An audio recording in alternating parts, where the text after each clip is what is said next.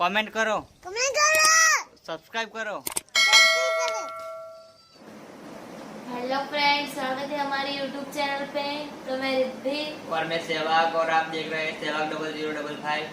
तो काफी दिनों से हमको सब बोल रहे हैं कि अपनी लव स्टोरी पे ब्लॉग बना। तो गाइस आज हमने ब्लॉग बना दिया है। और अभी भी सभी लोग बोल रहे हैं कि आप अपनी लव स्टोरी के बारे में बताओ, आप दोनों कैसे मिले। तो हम फर्स्ट टाइम रिवर फ्रंट पे मिले थे हम दोनों। मैं और मेरे दोस्तों भी घूमने गए थे। और मैं भी वहाँ ही थी, जैसे कि इन्होंने हम दोनों, मैं और मेरी फ्रेंड्स सब घूमने गए थे और ये भी उनके फ्रेंड्स के साथ घूमने आए थे। मतलब मैं और मेरे दोस्तों उधर घूमने गए थे और हम थोड़ी देर घूमे उधर, फिर मैंने उसको देखा थोड़ी देर बाद। और मेरी नज़र उस पर गई तो मेरे थोड़ी देर तो मैंने उसको देखा। फिर मैंने मेरे फ्रेंड्स को बताया कि मेरे को वो लड़की पसंद है। तो मेरे फ्रेंड्स बोले कि अच्छी लड़की है, मतलब अच्छी है। तो मैं और मेरे फ्रेंड्स पूरा दिन उसके पीछे घूम रहे थे और वो भी मेरे को छुप छुप कर देख रही थी। और नहीं, मैं नहीं देख रही थी। ये भी मेरे को छुप छुप कर देख रहे थे, मतलब ऐसे आके करके देख रही थी। और जब मैं उसके सामने देखूं ना तो ये पलट जाती थी। हम छुप छुप के देख रहे, मतलब ये देख तो रही थी लेकिन मेरे को पता नहीं चलने दे रही थी। और मुझे पता चल गया था ये मेरे तो को इन्होंने क्या किया पता है, मैं जहाँ पे बैठी थी ना वहाँ आके नंबर फेंक के चले गए। पर मैंने नंबर उठाया नहीं था क्योंकि मैं इनको दिखाना नहीं चाहती थी कि मैं भी इनको लाइक करती हूँ। तो ये थोड़े ही दूर गए, ऐसे नंबर फेंक के ये चले गए थे, खड़े नहीं रहे थे। और वो जैसे ही दूर गए ना, मैंने वैसे ही नंबर लेके फिर सोचा कि इनको मैसेज करूँ कि नहीं करूँ। और मैंने जैसे उसके पास नंबर फेंका ना तो मेरे को ऐसा लगा ये उसको नंबर नहीं चाहिए, तो ये मेरे को पिटवा भी सकती है किसी को बोलकर कि ये मेरे पास नंबर फेंक के गया। तो मैंने जैसे उसके पास नंबर फेंका ना तो मैं नंबर फेंक के सीधे मैं और मेरे फ्रेंड्स उधर से निकले ना तो सीधे घर ही निकल गए। और मैंने रात को इनको मैसेज भी किया। फिर मैंने मैसेज पे बात की, थोड़ी थोड़ी सब पूछा, अब कहाँ रहते हो, क्या करते हो, कैसे हो, सब वही सब पूछा। फिर धीरे धीरे हमारे में ना बातें बढ़ती गई और हम बातें करने लगे। और हम बहुत ज़्यादा बातें करने लगे थे कॉल पे। और हम मिलने भी बहुत लगे थे, मतलब हमने उधर जब नंबर मैंने उसको दिया फिर हम 8-9 बार तो मिले हो गए। अब फिर मैंने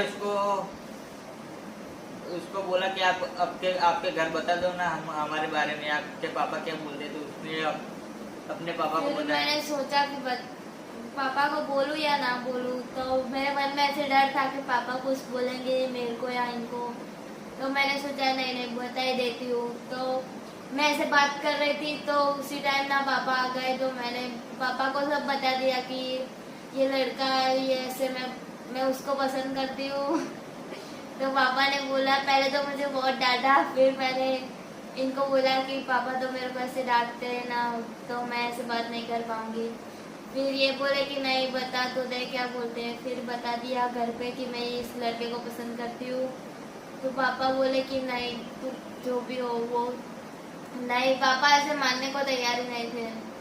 फिर मैंने पापा को ना 2-3 दिन बाद बोला कि इस लड़के को मैं घर पे बुलाऊं तो आप मिल लीजिए, फिर आप जो कहेंगे। मतलब वो मान तो नहीं रहे थे लेकिन हम उसके और मेरी कास्ट एक ही थी, इसलिए हमको ज़्यादा वो दिक्कत नहीं हुई हमको मिलने में। तो मैंने पापा को बोला भी सही कि वो इनको मैं घर पे बुलाती हूँ, आप मिल लीजिए, फिर आप जो बोलेंगे वो मैं करूँगी। तो पापा बोले ठीक है। फिर मैंने इनको कॉल में बताया तो ये बोले कि क्या कंफर्म है ना मैं आऊँ ना। तो मैंने बोला हाँ आप आना है। तो उसने बोला कि आप आ जाओ। तो उसने मेरे को ऐसा बोला कि आप आ जाओ मेरे घर, मेरे मम्मी पापा को मैंने बोल दिया। तो मैंने भी मेरी बड़ी बहन थी उसको पहले बोला कि मेरा कुछ ऐसा चल रहा है, मेरी एक गर्लफ्रेंड है। तो मेरी बहन बोली कि क्या तेरे में फ़ोटो है तेरे फ़ोन के अंदर। तो मैंने बोला हाँ मेरे फ़ोन में फ़ोटो है। तो मैंने मेरी बहन को फ़ोटो दिखा दी इसके। तो मेरी बहन को भी ये पसंद आ गई। तो मेरी बहन बोली कि कब बुलाया उन लोगों ने उधर। तो मेरी बहन को मैंने बोला कि उसके घर वालों ने हमको कल बुलाया। तो मेरी बहन को बोला तो मेरी बहन ने मेरे जीजा जी को बोला कि हमको जाना है। तो अगले दिन मेरी बहन और मेरे जीजा जी तीनों लोग हम गए उसके घर गए। तो उसके पापा ने मेरे को कुछ क्वेश्चन किए और मेरे जीजा जी और उसके पापा ने कुछ बातें की। फिर मेरी बहन को तो ये पसंद ही आ गई थी, मतलब फिर हम उधर से बातें करके मैं और मेरी बहन हम तीनों घर गए। फिर ना थोड़े दिन बाद ये मेरे सब घर की फैमिली ने मेरे को बोला कि तू उनको बोल कि क्या हम उनके घर जा सकते हैं, क्यों ऐसे घर नवर सब देखना था। तो मैंने इनको बोला कि ये मम्मी और पापा सब यूँ बोल रहे हैं कि हम तुम्हारे घर पे आए। तो इन्होंने बोला हाँ ठीक है आ जाओ।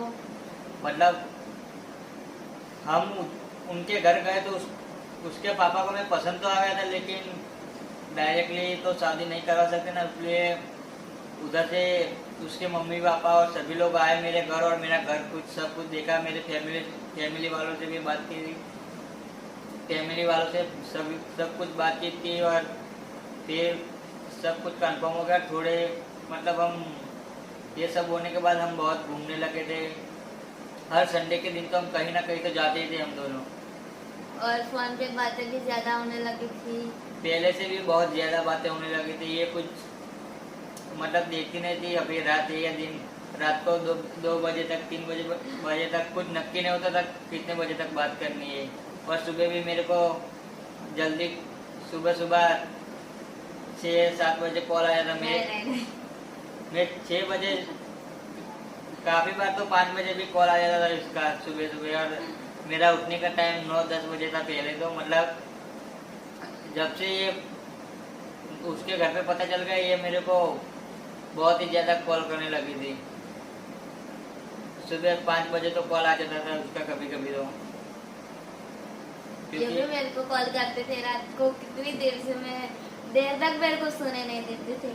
पर तू तो मेरे को नींद में से उठाकर बातें करने लगती थी। मैं जब सो जाता था तब ये मेरे को सुबह मेरे 10 बजे का उठने का टाइम होता है और मेरे को 5 बजे उठना पड़े तो कितनी बड़ी प्रॉब्लम हो सकती है।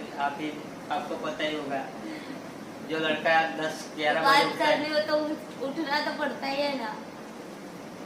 फिर ऐसे ही बातें होने लगी और हम दोनों बहुत ही घूमने लगे थे। मतलब एक दूसरे के बिना मिले बिना रह नहीं सकते थे हम दोनों। बहुत ही मेरे पापा और सब ये इनका घर सब देख के गए, फैमिली और सब। फिर पापा ने हाँ बोल दिया और इनके घर वालों ने भी हाँ बोल दिया। फिर हमारी इंगेजमेंट हो गई।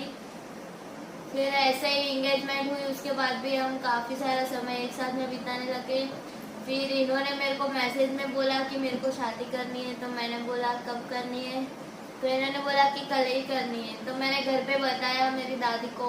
तो दादी बोली कि ठीक है जा कर ले। तो ऐसे दादी को भी सब मजाक ही लग रहा था, क्योंकि हम घर पे ना ऐसे मजाक करते ही रहते थे।